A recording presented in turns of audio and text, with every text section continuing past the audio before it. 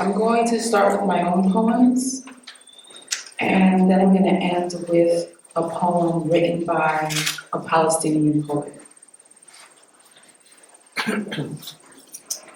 This is the poem that I wrote for today, and I was thinking about the word genocide and conversations I've had. I don't know if I can call them conversations. Commentary that I've had from people behind computer fingers about not calling it genocide. And writing poems about this is really hard. Not because I don't write poems about difficult things, but because I don't want to make it nice. So this is what came out of that. Amiri Baraka once said, "Who you know ever seen God, but everybody's seen the devil." There's nothing poetic about this poem. There is no time for flowery language, similes, and whatnot. I'd rather not find any words that rhyme with genocide. Ain't enough time to fit that much language in, no room for that big of a mausoleum of names. So don't expect a poem. Instead, here is a definition. Genocide, a word coined by Raphael Lemkin in 1944, who lost 49 members of his own family in the Holocaust. Genocide, from the Latin genos, meaning race or tribe, and side, meaning killing. Genocide, made illegal in 1948 by the Convention on the Prevention and Punishment of the Crime of Genocide. Genocide, an act committed with intent to destroy in whole or in part a national, ethnical, racial, or religious group. I don't have a poem. The poem can wait. I read somewhere that the problem with this definition is that intent is hard to prove. Can we ask the Taino what they think about intent? Can we ask the Iroquois, the Arawak, the Mohican, the Mohawk? Who can we ask about intent? Can we ask Rwanda, Haiti, Ukraine, Palestine? Can we ask those who suffered the slave trade, everyone hanging from a tree? Can we ask someone who knows what it's like to suffer from intent? The dead do not care about intent. The dead are dead. The statement said it is difficult to argue intent to destroy a whole or in part people of a group. But I want to know who drops a bomb like something slipping out of a hand? Who aims at a child waving a white flag? Who leaves bodies so hungry the insides start to suck on their own bones? Who shoots to kill civilians? Who leaves them to drown? Who buries them under rubble? Who closes their eyes? Who says in good American English, "I've got one"? Who hears the sound of children screaming? Who withholds water or food or electricity or anything? Who does this, having not thought about it? Who does this by accident? Oops, that was not our intention. The problem with making this a poem is that they manipulate language already. I have seen the devil again and again in history, in the paper, on television, on Instagram, on TikTok. I'm well aware of blood in the soil. Intent doesn't soak up the blood, does not make it right for a poem. It does not change how well-versed the United States has always been in violence, how desensitized we have become in violence, does not change complicitness, does not change the outcome. Having to prove intent over a mass grave is like covering the smell of death with a sheet made of glitter. There, I gave y'all a simile, and I guess that makes this a poem.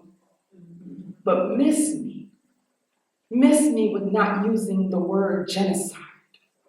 How many? How many more? How many more have to die before it's intentional?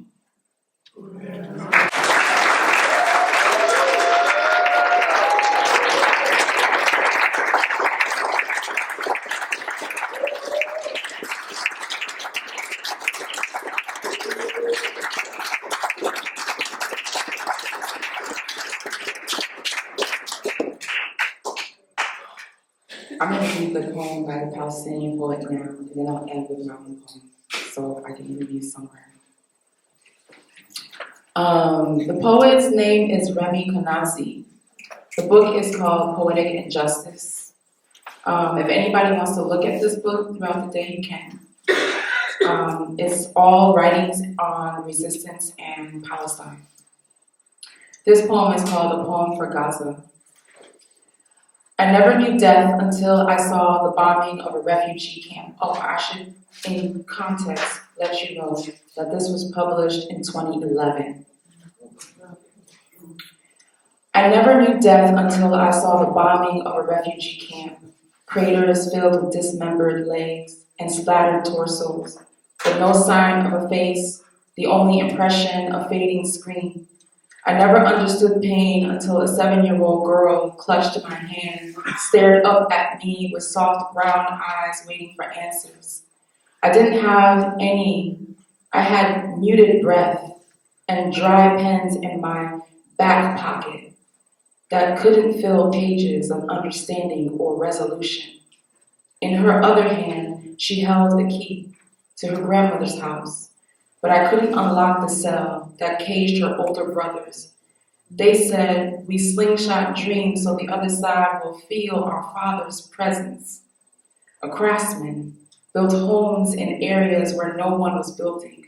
When he fell, silence, a .50 caliber bullet tore through his neck, shredding his vocal cords, too close to the wall. His hammer must have been a weapon. He must have been a weapon encroaching on settlement hills and demographics. So his daughter studies mathematics.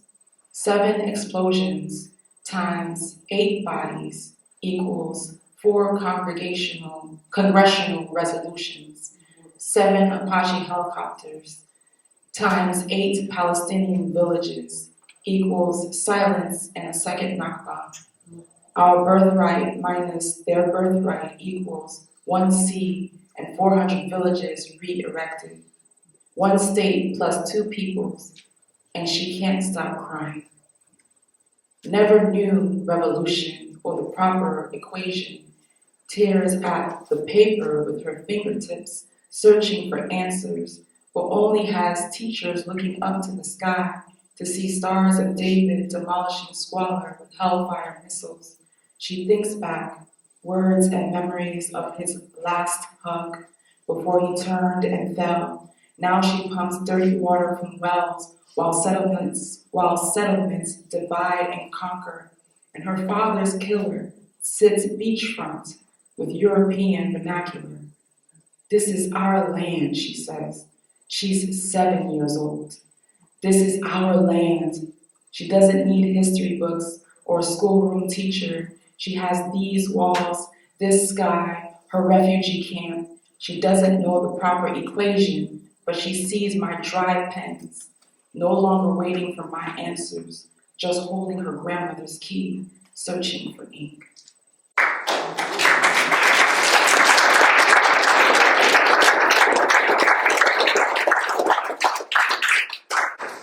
Okay, so it's all really heavy, but that doesn't mean we can't carry it. It's all really heavy. It doesn't mean we can't carry it. Last one. Last seen cross-legged by the big fountain at the center of a college campus. Last heard rapping to Kendrick Lamar's Not Like Us. Last seen wearing flags tied up in knots. Last seen burning through abandoned cars and parking lots. Last seen traveling with Erica's bags asking for a window seat. And story goes, they still standing, feet aching, belly rumbling. Last seen running from a mouth so hungry it ate its own tongue. Last heard singing. It's been a long time coming, but I know a change is gonna come. Last to whistle love out, like to whistle love out of a straw, like lungs raw from asthma. Last seen breathing, heaving a fist into the humid air, wet with our tears. Last seen mouthing the names of revolutionaries, like a spell to conjure up a new body just to be seen. They say the longer a person is missing, the less likely they'll be found alive or at all. So tell me, have you seen? Have you seen? Have you seen? Revolution? Is revolution in the building with us? In the office? At the dinner table? On the bus? In the house? On the Senate floor? Behind door number? Has anyone been keeping count? If you've seen them, say it loud, because when I ask who all is going to be there, I want to know if you found revolution, if they going to be at the party. So tell me, have you seen? Have you seen? Last seen opening a history book with a flashlight to reference the last time they saw themselves in the mirror. Last seen looking in your eyes where all the stars gathered to see their own reflection a little clearer. Last seen missing since. Last heard crying, help find me. Last to sing Donny Hathaway's Take It From Me.